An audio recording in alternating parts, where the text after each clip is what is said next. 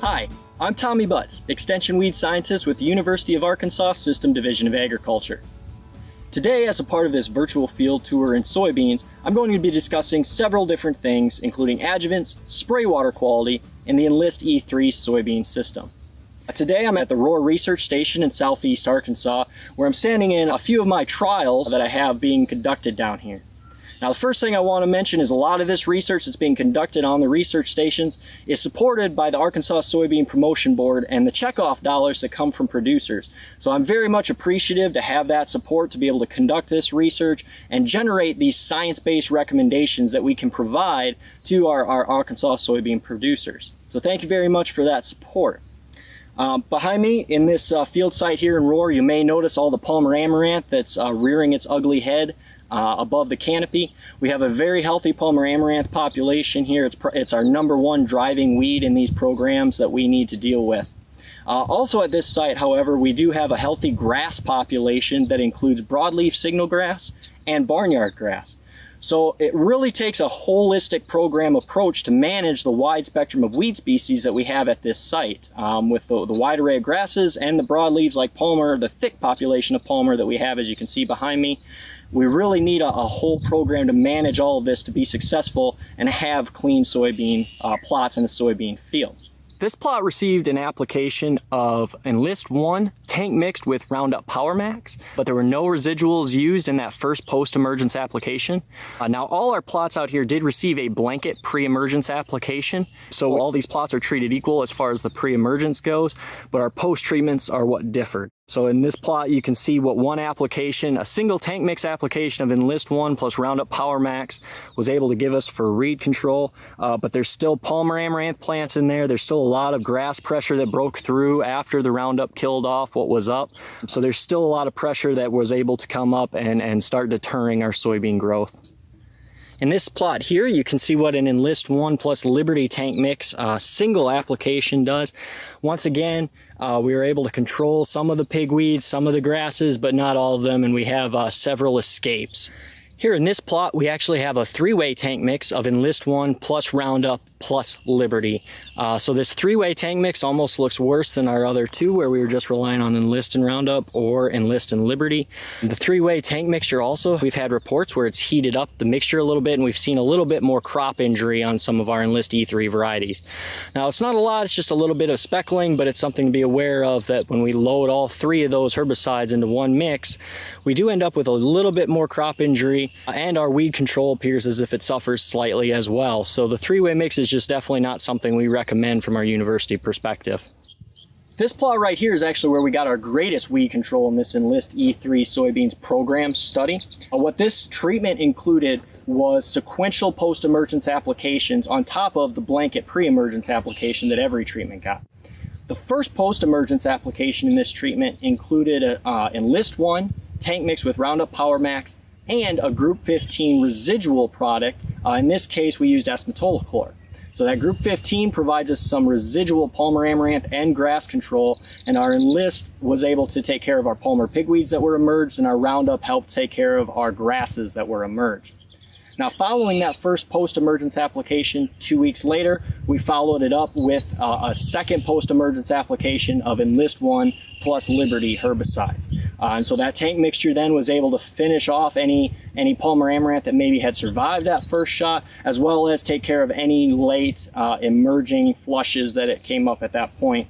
And as you can see in the plot, we have a very clean plot, very minimal grass pressure, and really, relatively speaking, no Palmer amaranth. So our recommendation for an Enlist E3 soybean system is first and foremost, make sure that we get a pre-emergence residual herbicide out that's effective, has effective modes of action on our Palmer amaranth and our grass species. We typically recommend, having a Group 15 residual herbicide mixed with metribuzin as our pre-emergence product.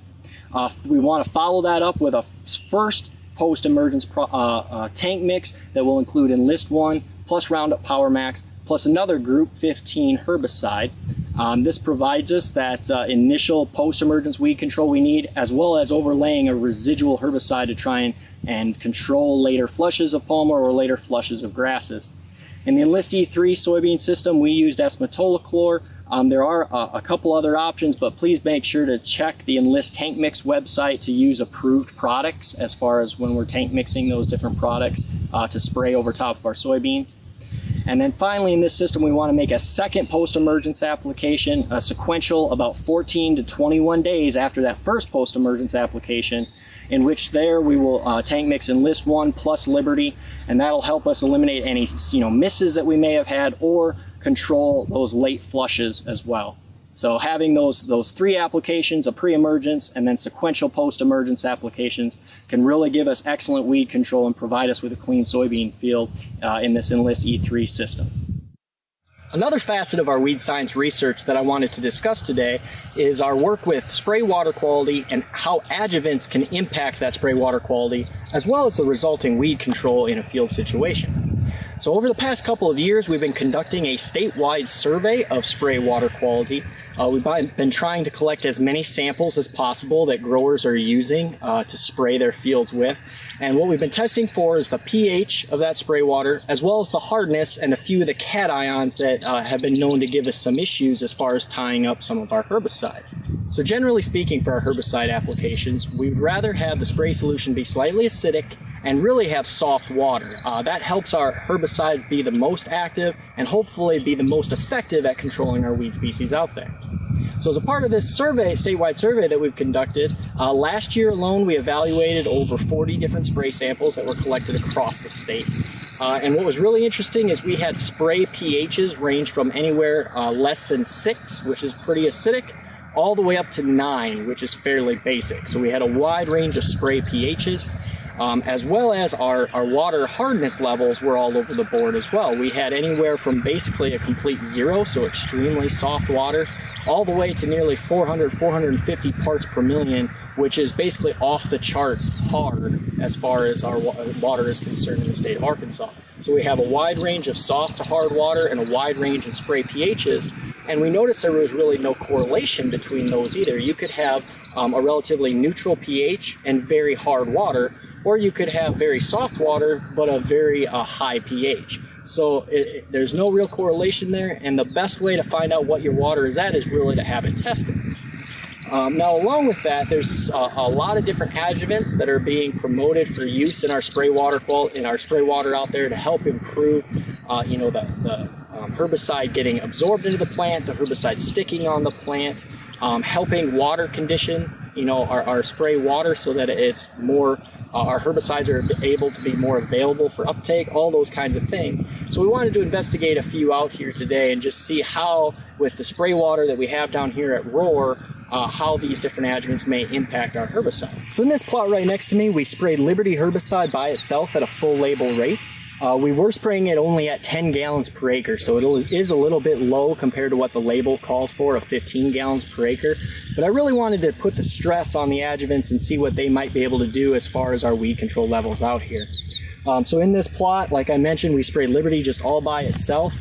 And you can see that we have quite a few Palmer amaranth escapes. A lot of them have blown through. We had a few more come up after the fact as well, but you can see we really just had not very good control whatsoever out of this Liberty alone application. Now when we get to this next plot here, this was Liberty, again at the full label rate at 10 gallons per acre, but we tank mixed in 3 pounds per acre of ammonium sulfate, or AMS.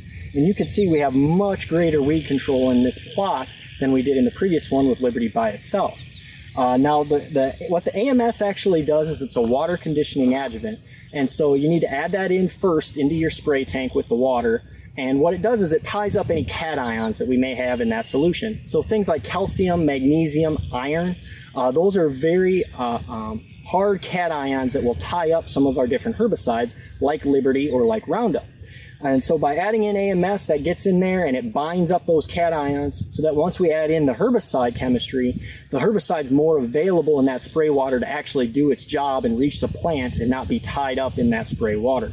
So we can see here down at the Roar Research Station that by adding 3 pounds per acre of AMS, we achieved much greater Palmer amaranth control than we did by Liberty alone.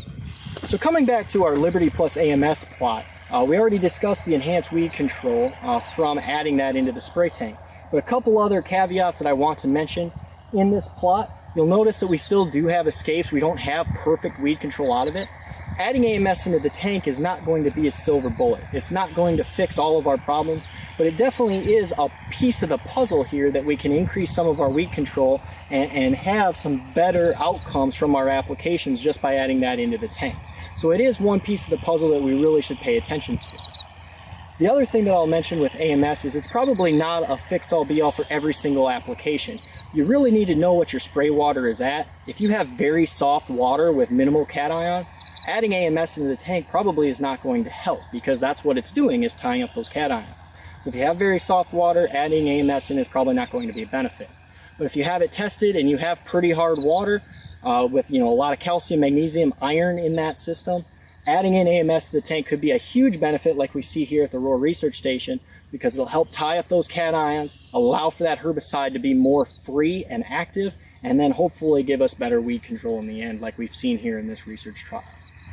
Finally, I just wanted to say a few more thank yous. Once again, I wanted to thank the Arkansas Soybean Promotion Board for their funding of this research. Without that funding, we wouldn't be able to conduct as many research trials as we have, as well as provide these science-based recommendations directly to our soybean producers. So thank you for that continued support.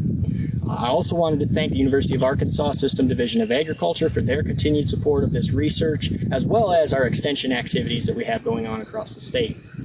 Next, I wanted to thank the staff here at the Rural Research Station, as well as at the Newport Extension Center, and everybody that's helped to maintain our trials and all their hard work and efforts as well.